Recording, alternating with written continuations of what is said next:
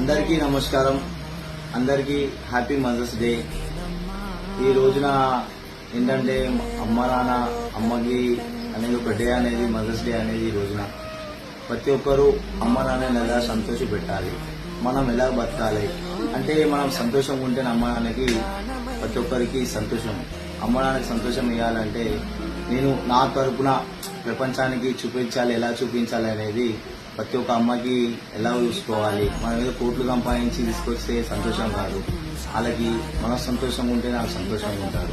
ఎందుకంటే నేను 10 సంవత్సరాల నుంచి జైల్లో ఉండి నా అమ్మ నాన్న బాధ ఏంటో నేను అనుభవించాను. నా అమ్మ నాన్నకి నేను దూరమైనాక నాకు తెలియలేదు. జైలు నుంచి బయటకు వచ్చినాక నా అమ్మని నా డాడీని చూస్తే ఈ జీవితం ఇచ్చిన అమ్మని తల్లిని నేను చూసుకోలేకపోయాను. ఎందుకంటే నా తల్లిని చూసినాక నాతో కాలేదు. నా తల్లిని ఎలా సంతోషపెట్టాలో అని చెప్పి నేను రోజున మదర్స్ డే రోజున